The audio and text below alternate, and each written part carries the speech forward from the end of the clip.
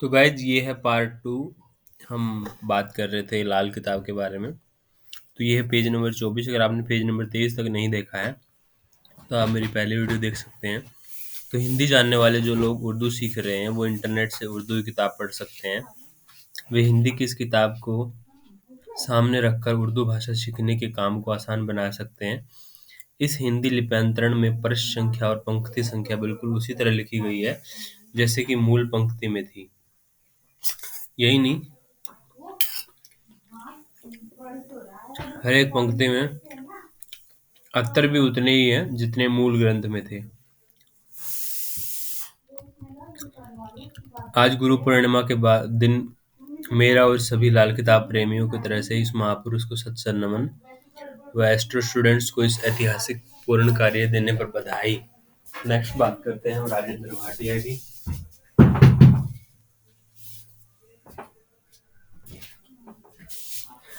राजेंद्र भाटिया जी जो democracy boulevard Potomac Maryland USA, phone number इनका ये है और Rajendra Bhatia @gmail.com email ID है। आप इनसे कांटेक्ट कर सकते हैं। ये यूएस में रहते हैं तो इस एड्रेस को आप मेंशन कर सकते हैं। I will share you this address in comment box as well. तो इसका हम लोग स्क्रीनशॉट ले लेते हैं।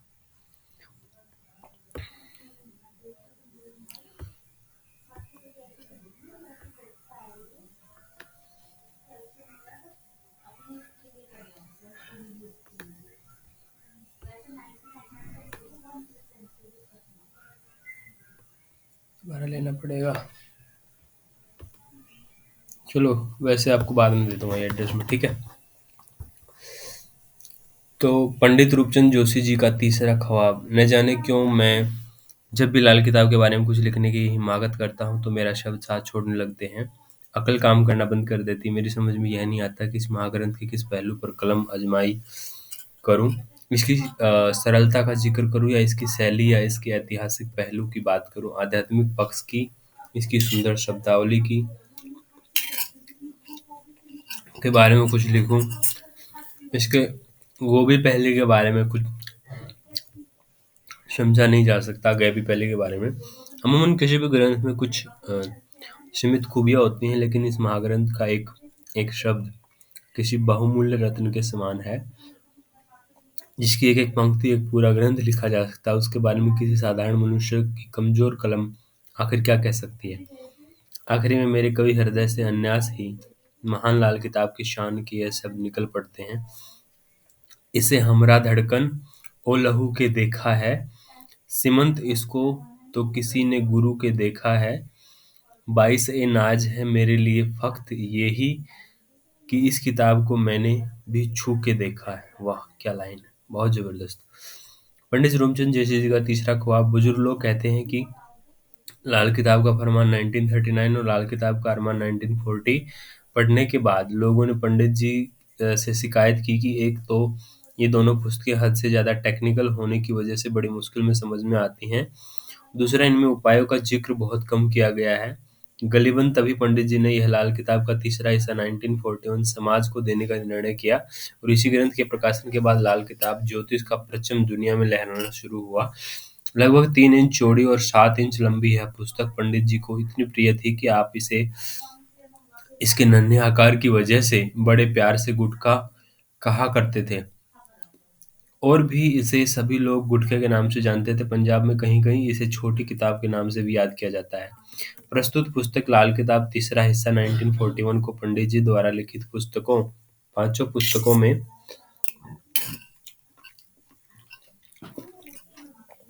एक खास मुकाम हासिल है,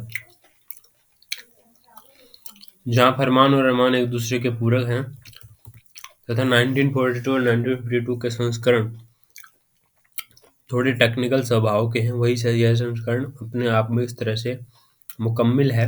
कविता का प्रयोग सबसे पहले इसी ग्रंथ में हुआ है, जिससे इसकी कविताओं को कंठस्थ करने का चलन शुरू हुआ।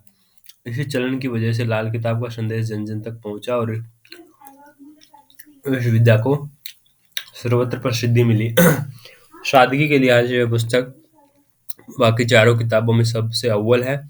इसमें कम शब्दों में महान विषय को अपने आप में समो लेना गागर में सागर भरने से कम नहीं है। ऐसा नहीं कि ज्योतिष के किसी पक्ष का जिक्र छोड़ दिया गया हो, बात केवल संक्षेप में मगर पूरी निष्ठा से की गई है। वर्षफल की सारणी का चलन भी इस ग्रंथ में साथ ही शुरू हुआ है, जो कि बाद में लाल किताब का एक अभिन्न अंग बना। हर भाव में किसी एक या एक से ज्यादा ग्रह होने की स्थिति में क्या उपाय किए जाएं, पहली बार इसका जिक्र बड़े विस्तार से किया गया है। इस ग्रह ग्रह से संबंधित देवी देवताओं के चित्र सबसे पहले इस किताब में पंडित जी ने दिए। यही नहीं, इस ग्रह से संबंधित नेक और बद कारक वस्तुओं के चित्र भी सबसे पहले इस पुस्तक में प्रकाशित किए गए। मंगल बद के कारक देवता के बारे में सर्वप्रथम जिक्र यहीं से शुरू हुआ और मंगल बद के कारक देवता का चित्र भी केवल इसी ग्रंथ में पाया गया है। कहते हैं कि सरलता और सादगी दो महान गुण हैं, लेकिन साथ ही यह भी कहा गया है कि इन्हें हासिल करना उतना ही कठिन है। खुशकिस्मती से यह सरलता और सादगी लाल किताब की आत्मा है। इतनी सादी भाषा में पांच पांच महाग्रंथों का निर्माण कोई मामूली घटना नहीं है। दरअसल लाल किताब दुनिया का एकमात्र ऐसा ग्रंथ है जिसकी रचना साहित्यिक भाषा और शैली में की गई है।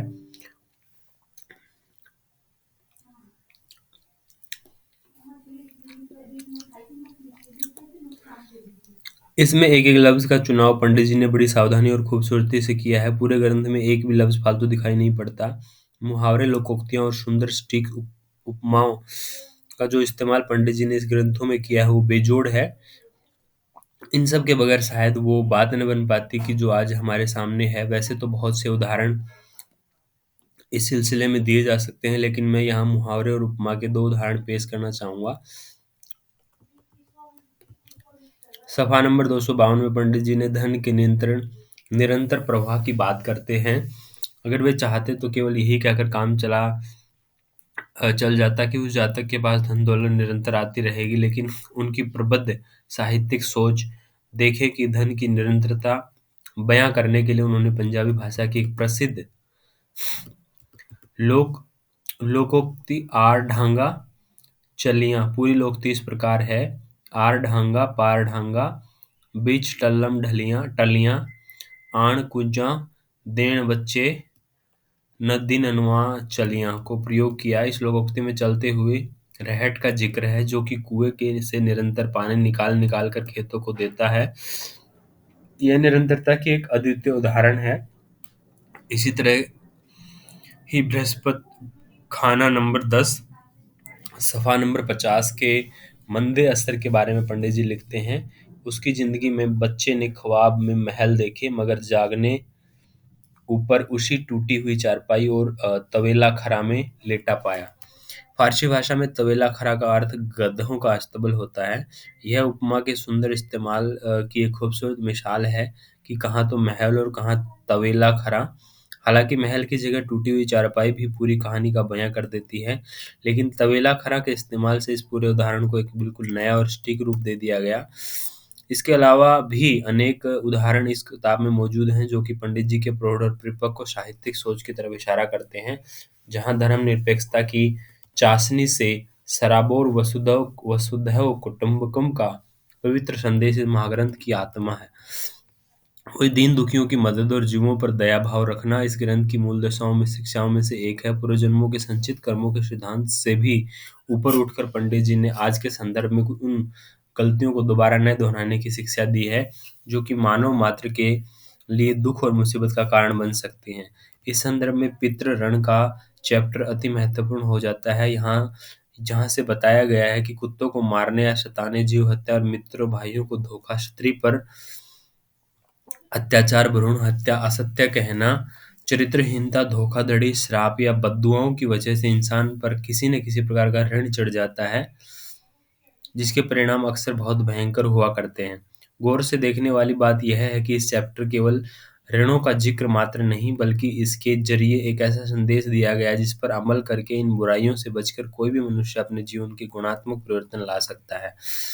इस ग्रंथ में लिप्यांतरण के पीछे भी कई कारण हैं। सबसे पहले तो यह है कि किसी भी ग्रंथ को यदि उसकी मूल जुबान में ही पढ़ा जाए तो उसकी आत्मा तक पहुंचने का रास्ता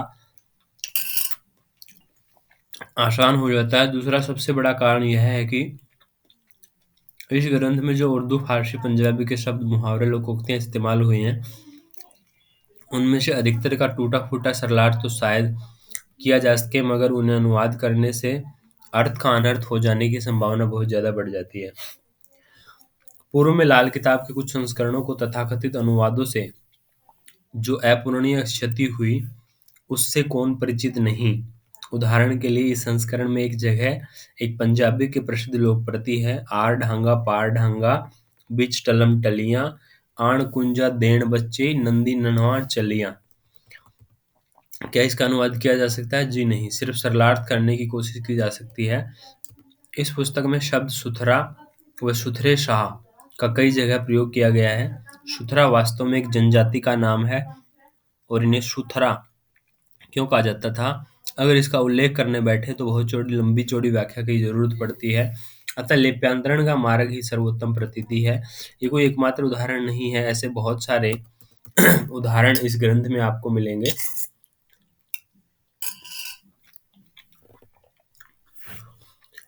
हम लोग कल्याण हेतु इस लिखित ग्रंथ के मूल स्वरूप से किसी भी प्रकार की छेड़छाड़ के हक में नहीं, और न ही हम ये चाहते कि किसी भी शब्द का गलत अर्थ ही समाज तक पहुंचे, क्योंकि एक गलत अर्थ बहुत सी भ्रांतियों को पैदा करने के लिए काफी है। अतः हम किसी भी प्रकार की भ्रांति को फैलाने में महापाप से हर समय बचना चाहते हैं, क्योंकि हमारा मकसद तो इस ग्रंथ के बारे में फैली गलतफहमी और भ्रांतियों को दूर करना है। मैं पहले भी अर्ज कर चुका हूँ कि हम लोग इस ग्रंथ के मूल स्वरूप से किसी भी प्रकार की छेड़छाड़ से निहायत खिलाफ हैं। अतः हमने इसके लिप्यांतरण के दौरान अपनी तरफ से एक भी शब्द, यहाँ तक कि एक मात्रा तक का हेरफेर नहीं किया है। मेरे बहुत से मित्रों की राय थी कि हर एक पृष्ठ के नीचे उसमें इस्तेमाल हुए मुश्किल शब्द से अर्थ दिए जाएं ताकि पढ़ने वाले को आसानी हो, लेकिन हमारी नज़र में यह किताब के मूल रूप से खिलवाड़ था। अतः हमने इस सुझाव को नहीं माना। लेकिन मेरे परम मित्र दिल्ली निवासी श्री अनिल भारद्वाज जी ने एक बेशकीमती मसाविरा मशविरा दिया, जिसे खारिज करने की हिमाकत मैं नहीं कर सका। उसका मत था कि उर्दू, फारसी, पंजाबी के मुश्किल शब्दों के यदि अर्थ न दिए गए तो भ्रांतियां फैलने या अर्थ का अनर्थ होने की संभावना ज्यादा बढ़ सकती है, क्योंकि क्या जाने कोई पढ़ने वाला किसी शब्द को क्या समझ बैठे। यदि ऐसा होता है तो इस महान ग्रंथ के प्रचार प्रसार के कार्यों में बहुत बड़ा धक्का लगने की संभावना से इनकार नहीं किया जा सकता। इसका सीधा अर्थ हमारे मकसद का नाकामयाब होना है। इसकी वजह से मेरे परम मित्र श्री अनिल भारद्वाज जी के लफ्जों को फूल चढ़ाते हुए हमने इस ग्रंथ में अंत में उर्दू, फारसी, पंजाबी में लगभग 650 मुश्किल शब्दों के अर्थ दिए हैं।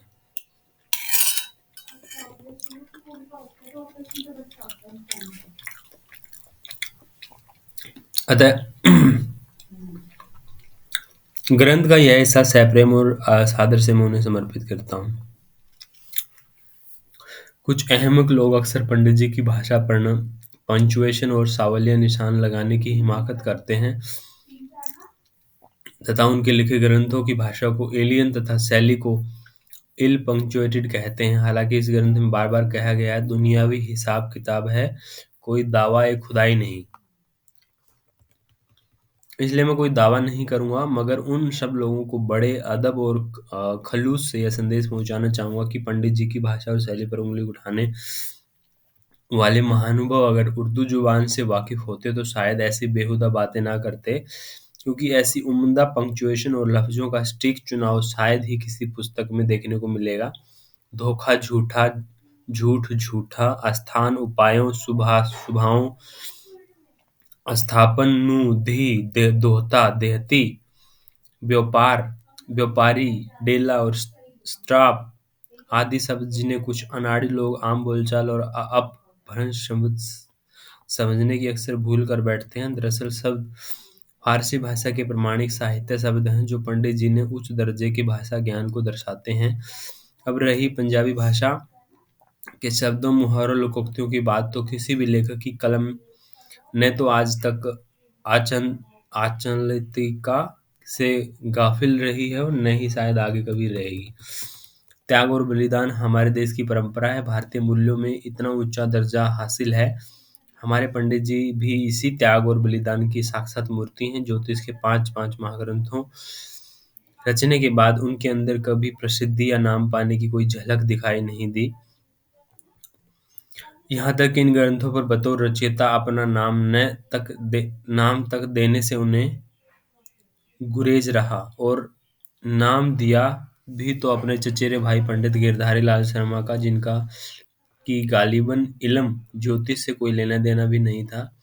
यही नहीं, वह सज्जन जिन्होंने इस किताब की कातिबदारी कैलियोग्राफी अपनी मेहनताना लेकर भी उन्हें भी आशीर्वाद देना और उनका मन अपने ग्रंथ में शामिल करना पंडित जी नहीं भूले। वैसे तो यही कहते थे कि जो कुछ भी उन्होंने लिखा है वो किसी अदृश्य शक्ति की देन है। तो वे तो इस महान कार्य को पूरा करने के एक निमित्त मात्र हैं। सारी जिंदगी बिना किसी निहित स्वार्थ के केवल मानव कल्याण की भावना का पालन करते हुए अपने प्रसिद्धि का बलिदान करने की हिम्मत किसी सिद्ध पुरुष के पास ही हो सकती है। जो इंसान अपना भूल कर एहसास कर ले और समय रहते उनको सुधारने की कोशिश करे, मेरे ख्याल से ऐसा व्यक्ति आम आदमी के स्तर से बहुत ऊपर ऊपर का होता है। लाल किताब के फरमान 1939 जब प्रकाशित हुई तो पंडित जी ने देखा कि कातिबकारी और छपाई की वजह से कई गलतियां अभी भी रह गई हैं। आप उस महान आत्मा की भावना और लगन का अंदाजा लगाएं कि उन्होंने तुरंत अपने अगले ग्रंथ लाल किताब के अरमान 1940 में अंत में अलग से चैप्टर दे दिया, जिसमें कि विस्तार पूर्वक उस गलती का जिक्र किया गया है जो कि लाल किताब के फरमान 1939 में रह गई थी। उन्होंने न केवल उस गलतियों का जिक्र किया बल्कि उन शब्दों को जगह कौन सा शब्द सही होना चाहिए, सफ़ा नंबर, पंक्ति नंबर सहित लोगों तक पहुंचाया। इसी मकसद से उनकी एक दुस्तीनामा करेक्शन स्लिप के भी साथ में छपवा दी ताकि गलती करने की गुंजाइश खत्म हो जाए। हमने अपने प्राचीन ऋषियों को तो नहीं देखा कि, लेकिन यह सब बातें जान लेने के बाद कुछ कुछ एहसास जरूर हो रहा है कि हमारे ऋषि मुनि भी पंडित जी जैसे ही रहे होंगे। लाल किताब के पहले 3 संस्करण, लाल किताब के फरमान 1939, लाल किताब के अरमान 1940, लाल किताब का तीसरा हिस्सा 1941 का लिप्यंतरण मैंने तकरीबन 3 साल पहले ही कर लिया था, लेकिन लाल किताब के प्रकाशन के प्रति फैली भ्रांतियां और आत्मविश्वास की कमी और असफलता की डर की वजह से मैं इन पुस्तकों के रूप में प्रकाशित न कर सका। देवज्ञ पंडित वेणी माधव गोस्वामी जी द्वारा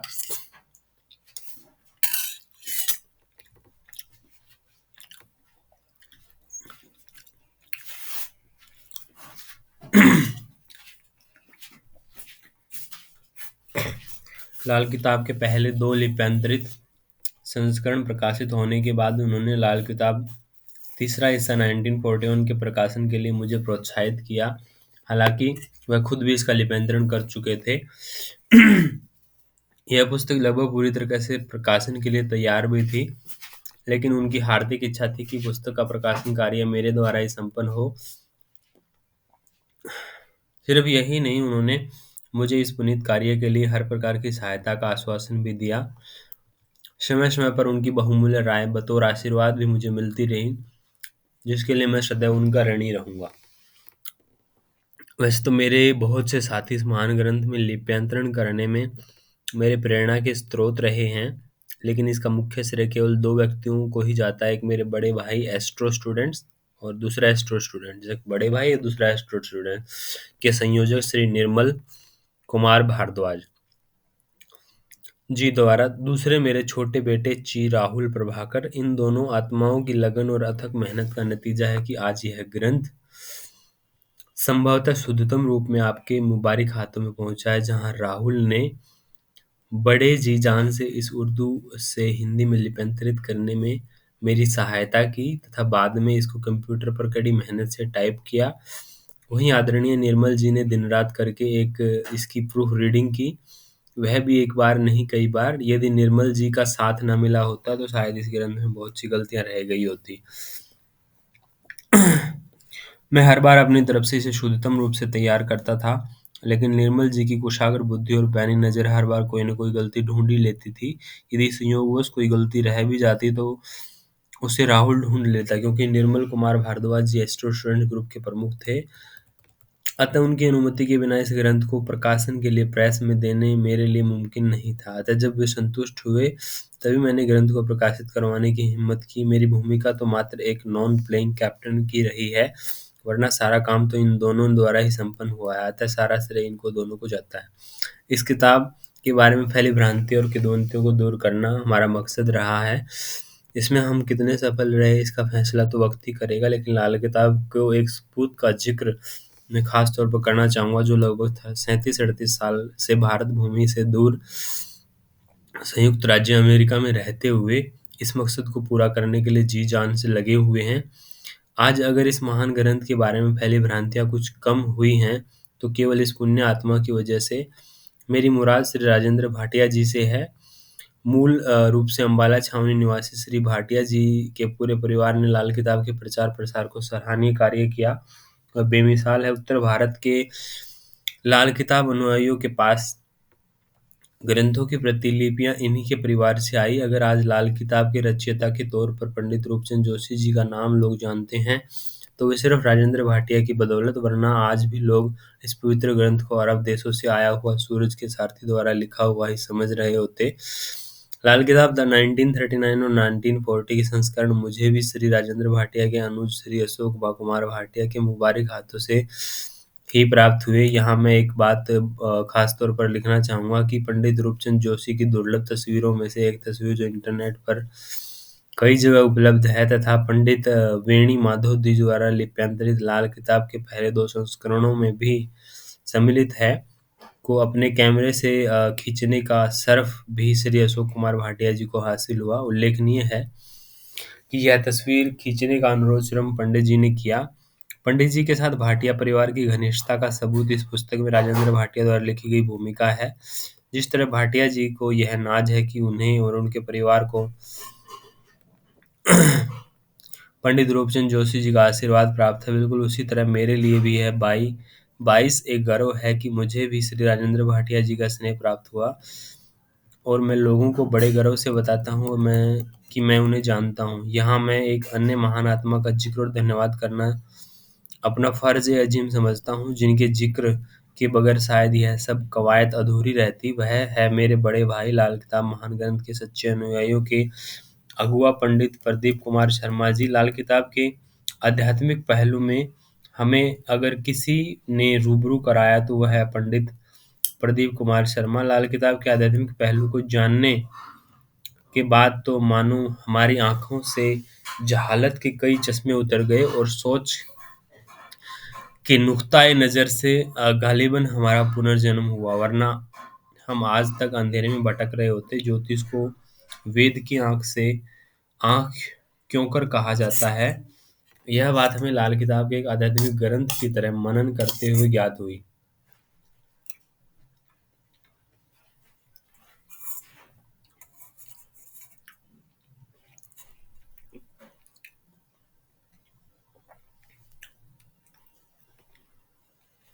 तो ये है गाइस,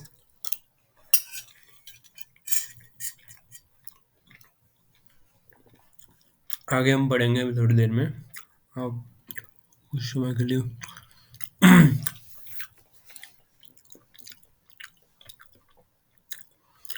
यह बात हमें लाल किताब का एक आध्यात्मिक ग्रंथ की तरह मनन करते हुए ज्ञात हुई। इसका सारा श्रेय प्रदीप कुमार शर्मा मैस्ट्रो स्टूडेंट के साथ ही पिछले लगभग एक दशक में लाल किताब का परचम न केवल पूरे भारत में बल्कि दुनिया के कोने कोने में बड़ी शान शौकत से लहराया गया। आज इस ग्रंथ की धूम उन देशों में भी मची है जहाँ इल्म ए ज्योतिष को संभवतः गैर इस्लामी या हराम तक माना जाता। तो मुस्लिम लोग भी इसको मानते हैं गाइस। हिंदू तो मानते ही है, मुस्लिम मानते हैं, पंजाबी सिख सब मानते हैं। ठीक है,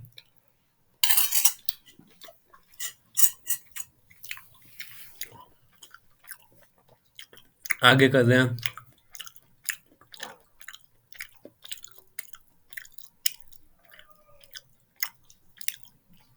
मेरे लिए यह बड़े गर्व की बात है कि पाकिस्तान जैसे इस्लामी देश भी आज लाल किताब के सच्चे अनुयायी उभर रहे हैं और लाल किताब की शिक्षाओं को अक्षरशः अमल में ला रहे हैं। मूल ग्रंथ के अभाव में वहाँ भी इस विद्या के बारे में अनेक गलतफहमियां लोगों के दिमाग में थी, लेकिन एस्ट्रो स्टूडेंट्स ग्रुप ने जब भी मूल उर्दू उर्दू ग्रंथ इंटरनेट पर उपलब्ध करवाए, तब से न सिर्फ पाकिस्तान में इसकी अकीदतमतों की तादाद को नफाजा हुआ, बल्कि बहुत से लोगों ने मांसाहार सहित अन्य बुराइयों से भी तौबा कर ली। आप यकीन माने कि हमारे कहने पर मांसाहार जैसी आदत छोड़ने वालों की संख्या भारत की बजाय पाकिस्तान में ज्यादा है। तो it is a good achievement. मांस खाना is not a good thing. मैं यहाँ लाल किताब की ज्योतिष में त्रिमूर्ति के नाम से प्रसिद्ध उन तीनों नौजवानों चंडीगढ़ निवासी एडवोकेट कुलबीर सिंह, भैंस जालंधर निवासी मनेश्वर सिंह, कैंडल दिल्ली निवासी राजेंद्र खट्टर का जिक्र करना चाहूंगा। अपना परम कर्तव्य समझता हूँ। इन सब ने उम्र में मुझसे बहुत छोटे होने के बावजूद भी मेरा हर समय मार्गदर्शन किया, अपने बेशकीमती सुझावों से मुझे रोशनी दिखाते रहे। मैं इन्हें के3, कुलबीर, कुंडल और खट्टर के नाम से याद करता हूँ। ये तीनों नौजवान मेरे बाजू और मेरे दिल की धड़कन का हिस्सा हैं। इन्हें देखकर मुझे पूरा भरोसा है कि महान लाल किताब अब सुरक्षित हाथों में है। मुझे इस बात पर कतई शक नहीं है कि भविष्य में लाल किताब का परचम इन्हीं नौजवानों के हाथों में होगा। आज से चंद साल पहले एस्ट्रो स्टूडेंट्स ग्रुप ने ख्वाब देखा था कि हर एक लाल किताब प्रेमी तक इस किताब को शुद्धतम रूप में पहुंचाने का काम बड़ी मुश्किल था, लेकिन सौभाग्य से हमें कुछ ऐसे साथी मिलते गए जिनकी सोच हमारी सोच से मेल खाती थी। इस सिलसिले में लाल किताब के फरमान और लाल किताब के अरमान लिप्यंतरण का कठिन कार्य बीड़ा पंडित वेणी माधव गोस्वामी ने उठाया और सफलतापूर्वक उसको पूरा भी किया। अब लाल किताब तीसरा हिस्सा 1941 का जिम्मा हमारे सुपुर्द किया गया है। हम इसमें कितने सफल हुए इसका निर्णय तो समय ही तय करेगा, लेकिन यहाँ मैं एक बात स्पष्ट कर देना चाहूँगा कि इस किताब के प्रकाशन का कार्य हमने किसी आर्थिक लाभ की नीयत से नहीं किया। हमारा मकसद जहाँ जनमानस तक इस ग्रंथ को शुद्धतम रूप में पहुँचाना है, वही इस ग्रंथ के जरिए लाल किताब के उस हर प्रेमी तक पहुँचना है चाहते हैं जो किसी न किसी रूप में कभी भी इस पर काम कर रहा है। अगर इस कोशिश के द्वारा हम लोग अपने ग्रुप का दायरा बढ़ाने में सफल होते तो हम समझेंगे कि हमारा मकसद कामयाब हुआ। कहते हैं कि इंसान गलतियों का पुतला है, न चाहते हुए भी हमसे न जाने अनजाने में कितनी गलतियां हो जाती हैं, और हम हर उस शख्स की तरह तय दिल से शुक्रगुजार होंगे जो कि इस किताब में की कमी बेसियों के बारे में हमें बताएगा। इसलिए हर उस आदमी से जिसके मन में लाल किताब के प्रति श्रद्धा और सम्मान है, हाथ जोड़कर यह गुजारिश करते हैं कि हमें हमारी त्रुटियों के बारे में जरूर अवगत कराएं ताकि भविष्य में इन गलतियों से बचा जा सके। स्वतंत्रता दिवस 2007, पटियाला नगर। तो यहाँ पे ये एड्रेस है गाइस, आप इनसे कांटेक्ट कर सकते हैं कोई अगर आपको। अर्ज, क्या हुआ था, क्या भी होगा, शौक दिल में आ गया, इल्म ज्योतिष हस्तरेखा हाल सब फरमा गया, जन्म कुंडली या की चंदर हिस्से दो बतला गया, हाथ बायां लेकी बायां, दायां लेकी बायां, भेद यह समझा गया, जन्म राशि घर में पहले लगन के लिखवा गया, लगन पहला हिंदसा गिनकर 12 घर चलवा गया। इस तरह कुंडली पूरी करके जब बनवा गया, हाल सब ग्रह खानावारी कापी ये लिखवा गया, भेद बाकी इतना रखा उम्र में छिपवा गया, लड़का लड़की गो न बोला बच्चा ये बतला गया, जन्म कुंडली मर्द दायां पहले है रखवा गया, औरत कुंडली चंद्र बायां पीछे है लगवा गया, ईसा रतन की बात करके हाल सब पढ़वा गया, दो छिपे थे हिस्से पहले एक ये बनवा गया। कितनी जबरदस्त है। फर्जन जन्म कुंडली बमुजब तुला लग्न हस्ब जैल है। सूरज राहु ऐसे करके यहाँ पे बताया गया है कि लग्न बृहस्पति, ये स्टार्टिंग जैसे होती है यहाँ एक, उसके बाद 2 3 4 5 6 7 8 9 10 11 12 इस तरीके से होती है। जहाँ से स्टार्ट होती है उससे आगे बढ़ती रहती है। तो इसमें यहाँ पे 8 नंबर पे सूरज राहु है, 9 पे चंद्र है, 10 पे शुक्र बैठा है, शनिचर 11 पे बैठा है, बुध 12 पे है, मंगल 1 पे है, केतु 2 पे है, ऐसे करके बैठे। ऊपर की कुंडली में लग्न को एक हिंदसा देकर हस्ब जैल होगी। यहाँ पे सूरज राहु 2 में बैठे हैं, चंद्र 3 में बैठे हैं, शुक्र 4 में, शनिचर 5 में। तो ये दूसरे तरीके से यहाँ 1 2 3 4 5 6 7 8 9 10 11 12 हालात देखने के लिए बृहस्पति खाना नंबर 1 सूरज नंबर 2, खाना नंबर 1 सूरज नंबर 2 वगैरह मुलाहिजा करें। इसी तरह के बरसफल पढ़ लें। बरसफल मतलब ईयर।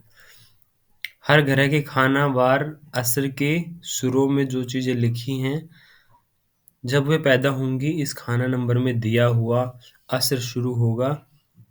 मसलन शुक्र नंबर 1 से 9 में सफ़ेद गायें और शादी 25वें साल मंदा फल शुरू होगा। क्या टेवा दुरुस्त भी है? सफ़ा नंबर 425 सबसे पहले देखें। तो ये बताया गया है कैसे कुंडली आपको पढ़ते हैं। ठीक है। लाल किताब तीसरा हिस्सा। लाल किताब है ज्योतिष निराली, जो किस्मत सोई जगा देती है, फरमान पक्का दे के बात आखिरी 2 लफ्जों में जहमत हटा देती है। शर्त राहु केतु की 7वें भी तोड़ी, जन्म राशि भी वो मिटा देती है। लग्न एक हिंदसा लेकर जो चलती खत्म 12 पर वो कर देती है बुनियाद रेखा क्याफा से चलती, फलादेश ज्योति बता देती है, हवाई ख्यालों को यकतरफ करती, खड़ा घोड़ा चंद्र को कर देती है। न 27 नक्षत्र न पचांग गिनती, भूला राशि 12 को वो देती है। सिर्फ पक्के घर 12 आखिरी लेती, ग्रह 9 से किस्मत बना देती है। जन्म वक्त दिन माह उम्र साल सब कुछ इस्म नाम को भी उड़ा देती है। फक्त रेखा पोठो कोठे से कुंडली जन्म में चंद्र बना देती है। लिखता जब विधाता किसी की सक्की, उपायों मालूती मामूली बता देती है। ग्रहफल राशि के टुकड़े 2 करती या रेखा में मेखा लगा देती है।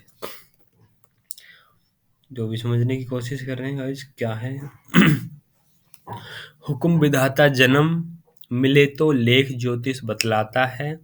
लाल किताब बच्चा ग्रह चाली किस्मत साथ ले जाता है। इस बच्चे की नन्ही मुट्ठी में पकड़ा देव आकाश का है, भरा खजाना जिसके अंदर निधि सिद्धि की माला है। 9 ग्रह 9 निधि को 9 ग्रह 9 माना, सिद्धि 12 राशि है। 9 निधि 100 सिद्धि के दाता, ये कुछ सुना हुआ लग रहा है। 9 जरब जब 12 गिनते होती माला पूरी है। राहु केतु जो पाप गिने हैं, ग्रह सभी को घुमाते हैं। गुरु अकेला 2 को चलावे, घूमते पर वो बुध में है। 7 हो 9 या माला 84, पाप फर्क 2 का ही है। ऊपर नीचे जगत के अंदर झगड़ा इन 2 का ही है, 2 ही का है। पाप अगर सब दुनिया छोड़े 7 ग्रह बच जाता है। राशि 12 7 ग्रह से नरक 84 कटता है। नन्ही मुट्ठी जब खुली बच्चे की, आकाश हवा भरपूर हुआ। हरकत गर्मी पानी में, ब्रह्मांड सारा जग पड़ा। हाथ दायां और कुंडली जन्म को तदबीर मर्द का नाम हुआ, बायां हाथ और चंद्र कुंडली तदकीर बश्र का काम हुआ, उल्ट हाथों से औरत माना ग्रहफल राशि आम हुआ, इल्म क्याफा ज्योतिष मिलते लाल किताबा का नाम हुआ, नौ ग्रह राशि 12 घूमे किस्मत का आगाज हुआ, नेक हवा जब चलने लगी तो जहान दोनों का आकार हुआ, तरफ 12 त्रैलोकी होते गुरु जगत में जन्म हुआ, माया हवा जब मिलने लगे तो पिछला जन्म अब खत्म हुआ। ओके, सो इसको समझने की कोशिश करते हैं गाइस। अगर आपको समझ में आ रही तो मुझे भी कमेंट बॉक्स में समझाएं, थोड़ा समझने की मैं कोशिश कर रहा हूँ। राजा रवि बच्चा ग्रह चाली, ग्रह अपने प्रवेश हुआ घर अपने प्रवेश हुआ, अकल लेख का झगड़ा चला तो गृहस्थी गुरु उपदेश हुआ। राशि या ग्रह, राशि व ग्रह, सॉरी। नेक्स्ट इसकी बात करेंगे हम लोग। 43 पेज पे आ गए हैं। 1 मिनट का, एक 10 सेकंड का विराम चाहिए।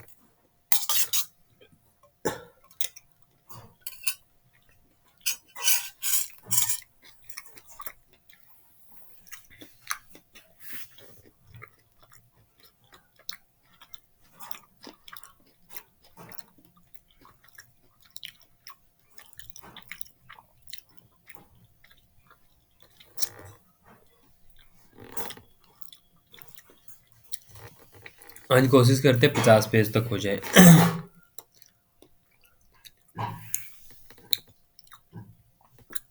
मेघ के ऊपर एक लिखा है, बिरख 2 जब मिले मिथुन से 3, तर्जनी उंगली गिनते हैं,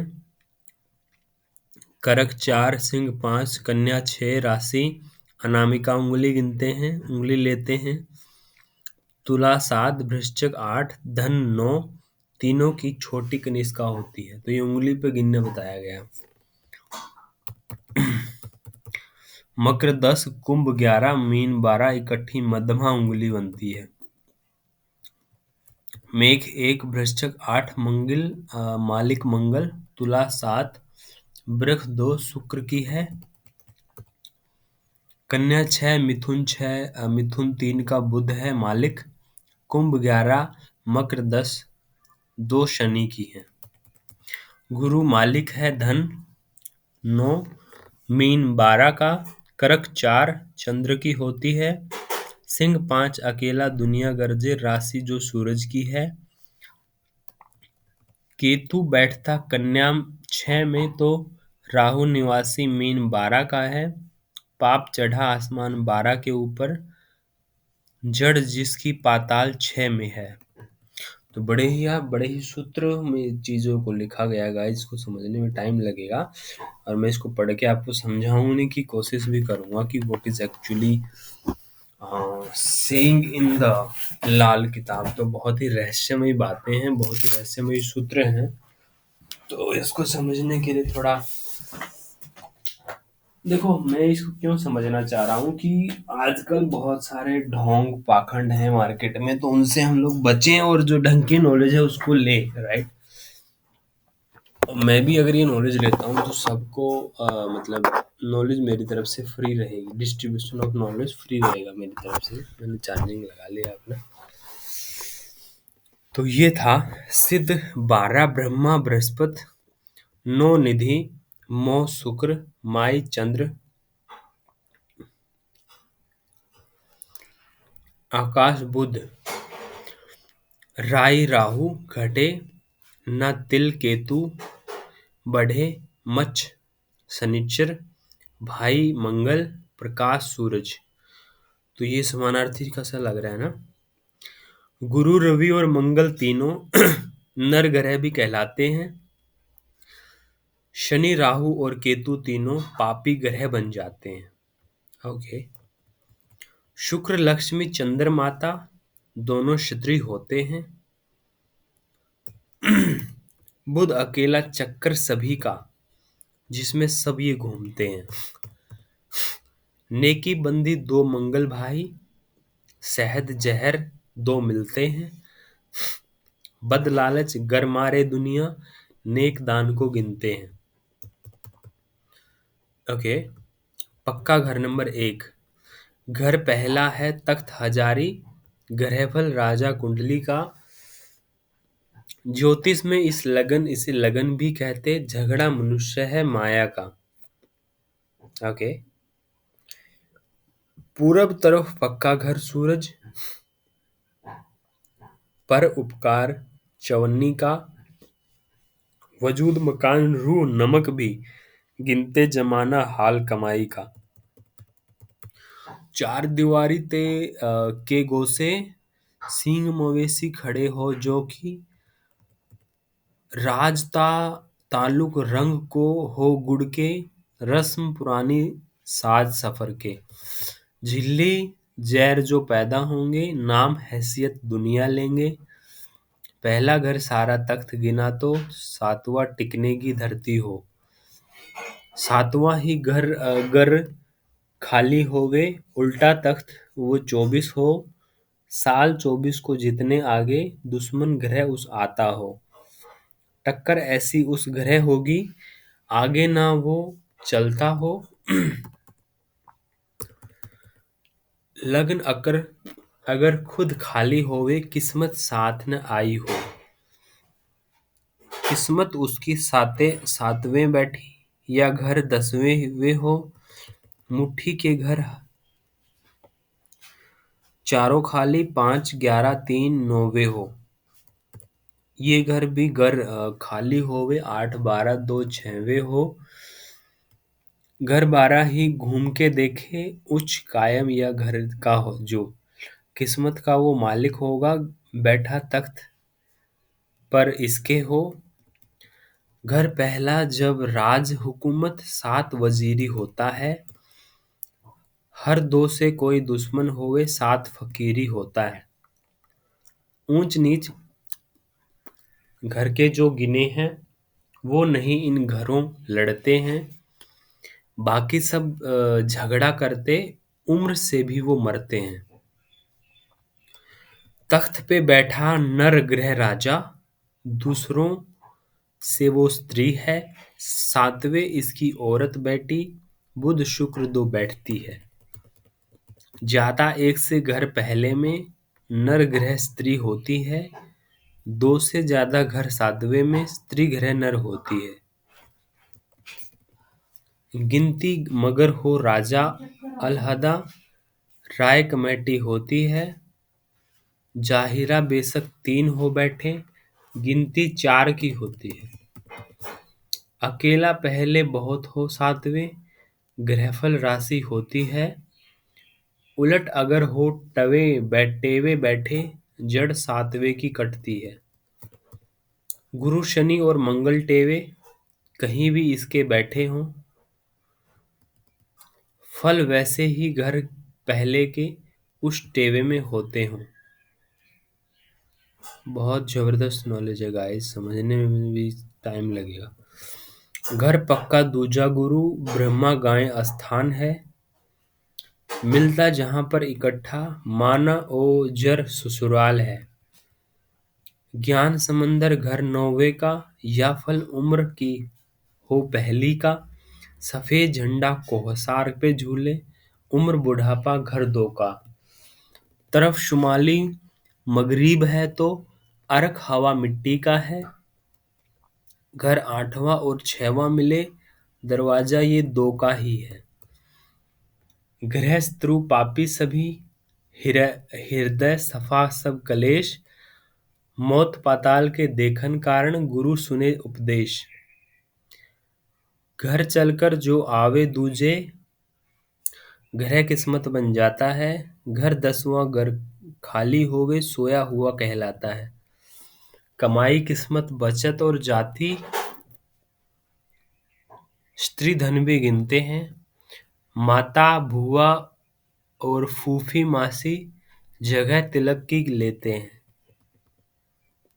कद सीधापन उंगली उसकी, भूख स्वभाव नेकी है।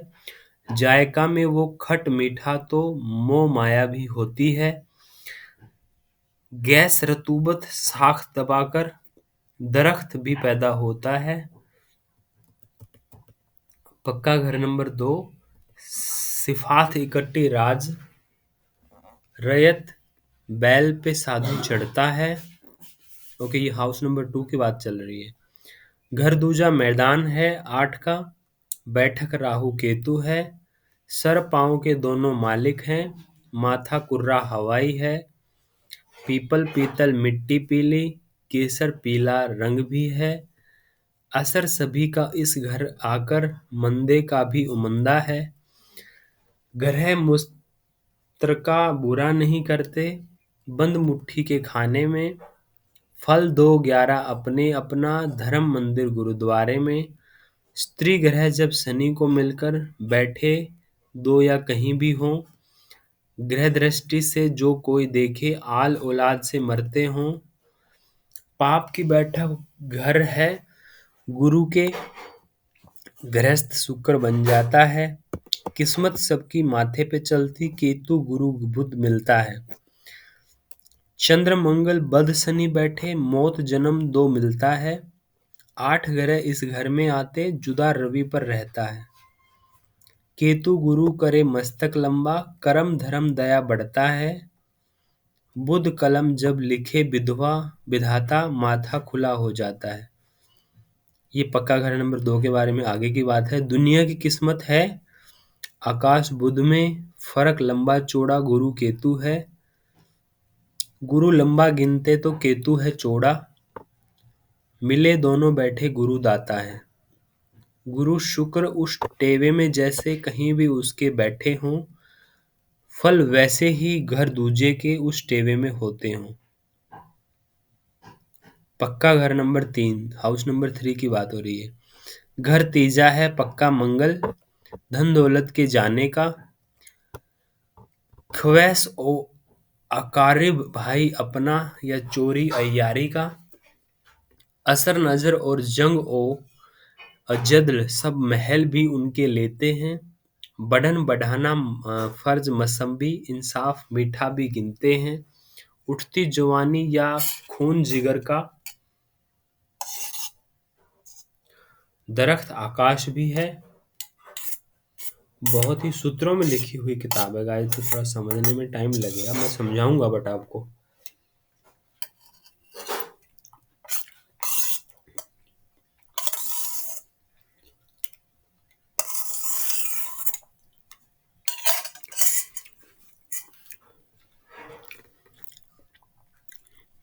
खुशी गमी और साले भनोइये समान आरायस मकान भी हैं। शेर दरिंदे इस घर रहते, त्रिलोकी भी होता है, ताकत बच्चा पैदा करने, ससुराल अहवाल अकेला है,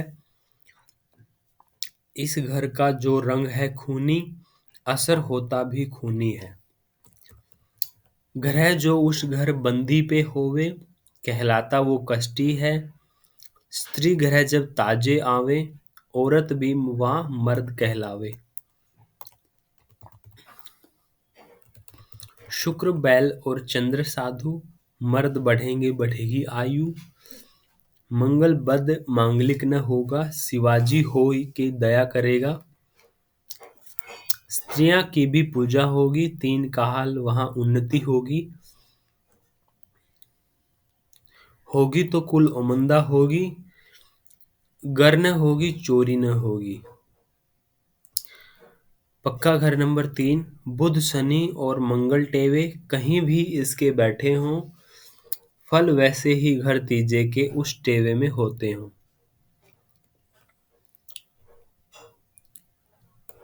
ये एक ग्रुप है गाइस, जिसको भी ज्वाइन कर सकते हैं, एस्ट्रो स्टूडेंट्स ग्रुप।